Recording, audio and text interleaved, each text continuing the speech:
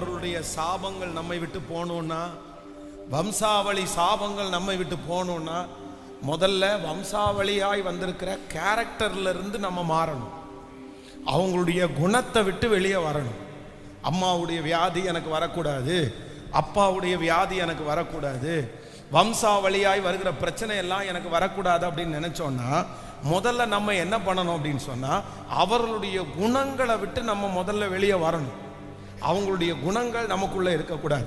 அம்மாட்ட இருக்கிற எரிச்சல், அப்பாட்ட இருக்கிற கோபம், அந்த மாதிரி அந்த அசுத்தம் எல்லாம் நமக்குள்ள இருந்துச்சு அப்படின்னு சொன்னா, அந்த சாபங்கள், அந்த கட்டுகள் நம்மளை தொடரும். ஆனா அதுக்கும் நமக்கும் சம்பந்தம் இல்லை. நம்ம முற்றிலுமாக வேறு பிரிக்கப்பட்டோம் அப்படின்னு சொன்னா, நான் நம்புறேன் முன்னோர்களுடைய சாபங்கள், கட்டுகள் எதுவுமே நம்மை அணுக போவதே இல்லை.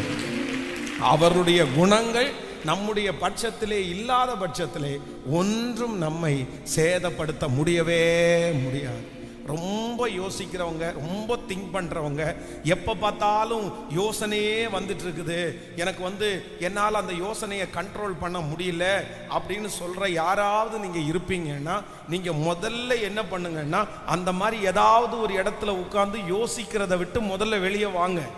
அந்த யோசிக்கிற இடத்தை விட்டு நீங்க வெளியே வராம உங்களால அற்புதத்தை பெற்றுக்கொள்ளவே முடியாது. நீங்க நாளுக்கு நாள் ரொம்ப பலவீனமாயிருவீங்க. அதற்கு பிறகு சைக்காலஜிக்கலா நீங்க ரொம்ப பலவீனமாயிருவீங்க. அதனால ஒரு தேவனுடைய பிள்ளை ரொம்ப இதுல கவனமா இருக்கணும். அதனாலதான் ஆண்டவர் சொல்றாரு, நீ இந்த நேரத்துல இந்த இடத்துல போய் ஒளிஞ்சு நீ படுத்து கிடந்தேன்னா, இந்த நேரத்துல நீ வெளியே வராம இருந்துட்டேன்னா உனக்கு ஸ்ட்ரெஸ் அதிகமாகும், உனக்கு யோசனை அதிகமாகும், உனக்குள்ள ரொம்ப நெகட்டிவ் தாட்ஸ் எல்லாம் அதிகமாகும். அதனாலதான் ஆண்டவர் அவனுக்கு பலத்தை கொடுத்து கர்த்தர் ஒரு வேலையை கொடுக்கிறார்.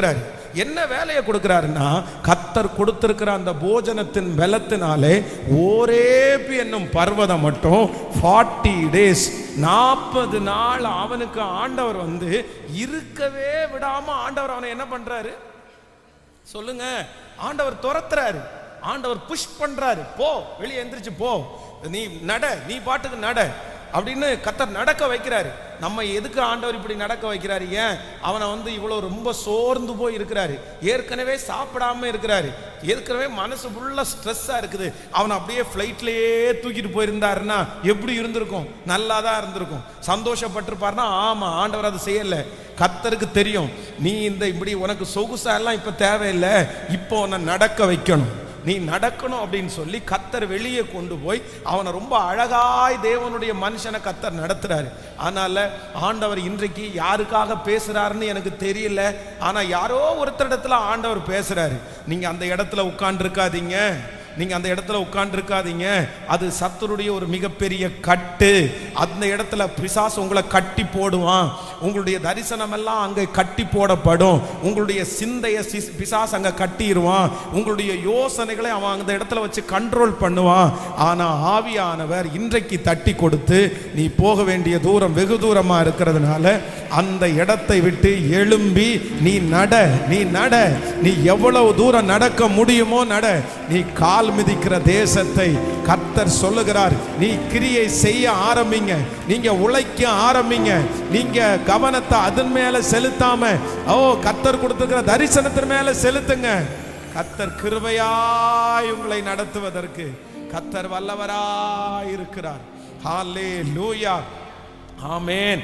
எந்த மனுஷன் லெட்டரை கையில எழுதி அந்த லெட்டர்ல கொல்லணும்னு கொண்டு போனானோ, அதே மனுஷனை கொண்டு கர்த்தர் லெட்டர் எழுதுறாரு. பாருங்க எவ்வளோ ஆச்சரியமான தேவன். பவுலை குறித்து வேதம் சொல்லுது, அவர் சவுலா இருந்த காலத்துல அவர் ஒரு லெட்டரை எடுத்து எழுதுறாரு, கொல்லணும்னு எழுதுறாரு, இவங்களை அரெஸ்ட் பண்ணணும்னு எழுதுறாரு, இவங்களை ஜெயில போடணும்னு எழுதுறாரு, இவங்களை தண்டிக்கணும்னு எழுதுறாரு. ஆனா அதே கைகள், அதே விரல்கள் சிறைச்சாலையில உட்கார்ந்து எழுதுது, கர்த்தருக்குள் எப்பொழுதும் சந்தோஷமாயிருங்கள். ஆமென். யார் உங்களை வெறுத்தாலும் ஆண்டவர் உங்களை நேசிக்கிறார். நீங்க கட்டப்பட மாட்டீங்க, நீங்க ஜெயம் எடுப்பீங்க. அப்போ நான் நம்புறேன், அந்த மனுஷனை அப்படி மாற்ற முடியுமானால் இன்று கர்த்தர் வாக்கு கொடுக்கிறார். உங்க பிரச்சனை கர்த்தருக்கு எம்மாத்திரம், உங்க சூழ்நிலை கர்த்தருக்கு எம்மாத்திரம், நீங்க கடந்து போகிற பாதை கர்த்தருக்கு எம்மாத்திரம், கர்த்தருக்கு எம்மாத்திரம். கர்த்தர் தலைகீழா மாற்றுவார், கர்த்தர் தலைகீழாய் மாற்றுவார்.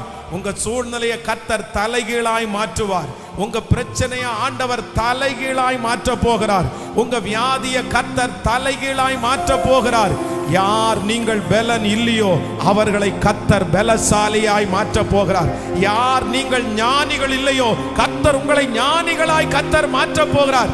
நம்புறவங்க கரங்களை மேல தட்டி இந்த பாட்டை இன்னொரு விசை, ஜெயம் கொடுக்கிற தேவன் என்னோடு கூட இருக்கிறார், அவருடைய நீதியின் கரத்தினால் என்னை தாங்கி நடத்துவார்.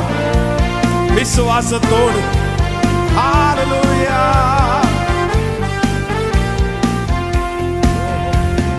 நீதியின் கரத்தினால் தாங்கி நடத்துவார். பாடும் நீதியின் கரத்தினால் தாங்கி நடத்து. விசுவாசத்தோடு கர்த்தரே எதற்குமே அஞ்சிடே. சொல்லு, எதற்குமே அஞ்சிடே. ஜெயம் போடு தேவனுக்கு கோடி கோடி ஸ்தோத்திரம். வாழ்வாளிக்கும் இயேசுராஜாவுக்கு வாழ்நாளெல்லாம் ஸ்தோத்திரம்.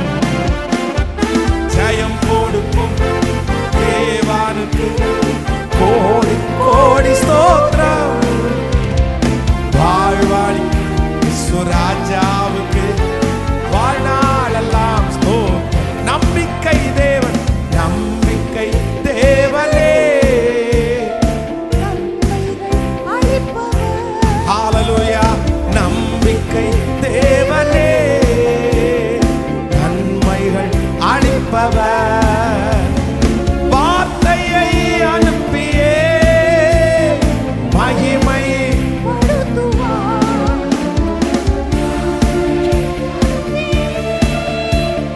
மகிமை பாடுத்துவார். ஜெயம் கொடுக்கும் தேவனுக்கு கோடி கோடி ஸ்தோத்திரம்.